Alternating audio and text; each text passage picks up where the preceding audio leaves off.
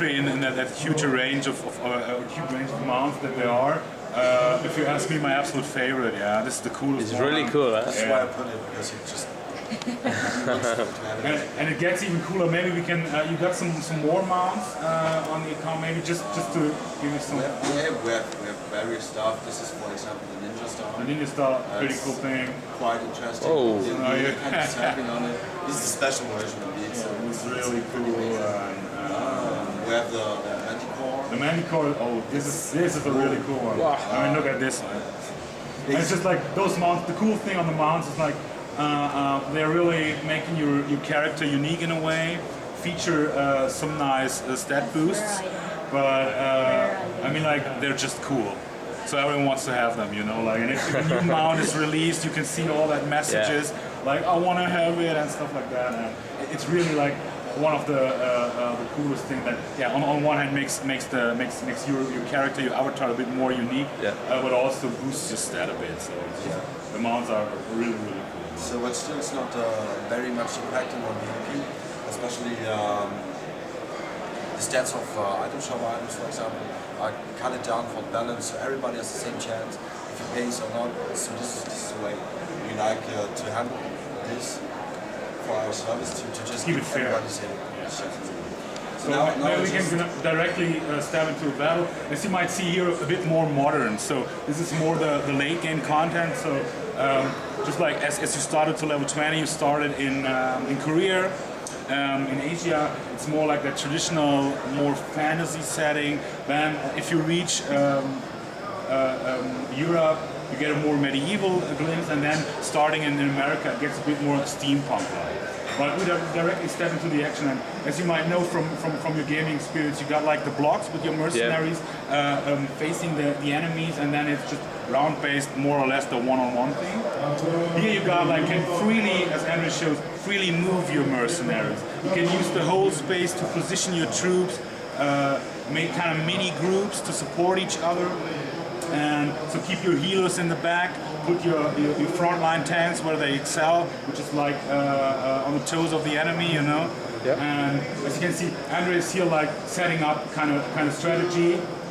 And now the enemy is approaching, some damage over here, but nothing really harmful. And then it's Andre's turn again. I know you can see, okay, there's a lot of initiative as it's dodging, but maybe you can pull off some magic. Yeah. As you see, you got like the green field is your movement space.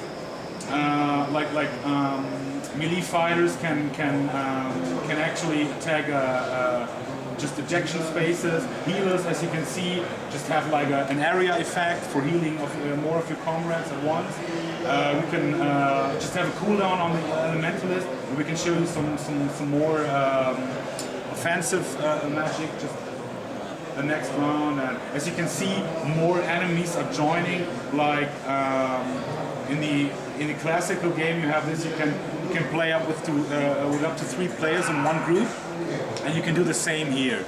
So if Troy is coming, there will be like that cooperative play that you might know from the classical game. This is possible in Troy as well, right from the start.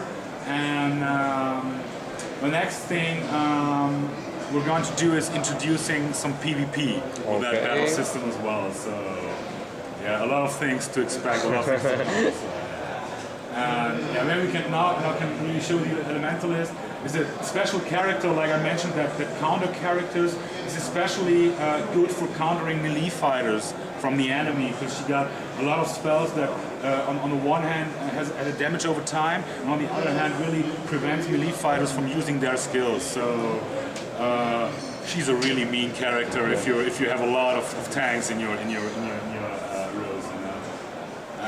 Yeah, as you see, it's like all that intense and really, although a round-based game, all that action from that classical battle system was just directly carried over, which makes this one so appealing and so like easy to pick up for gamers, even for those who are not so over familiar. So it's not like only for programmers.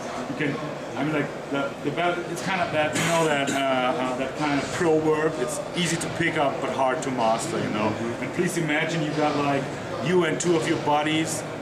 You've got like 27 mercenaries on the field, a lot of enemies. You can really come up with so much strategies, so much things to just try to avoid the enemy and get in the back of the enemy, or just send your comrades to the sides to just squeeze them a bit, you know, kind of that.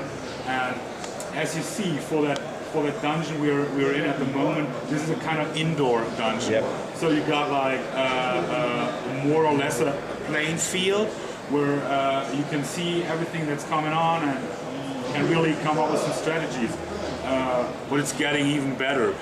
For Troy, there will be outdoor scenarios where you've got, on the one hand, different heights.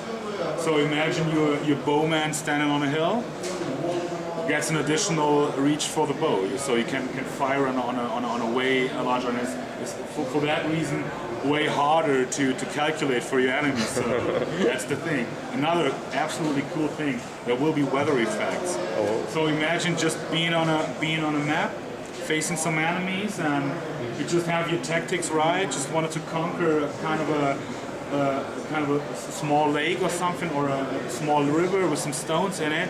And just imagine it starts to rain, and it's kind of the river is overflowing.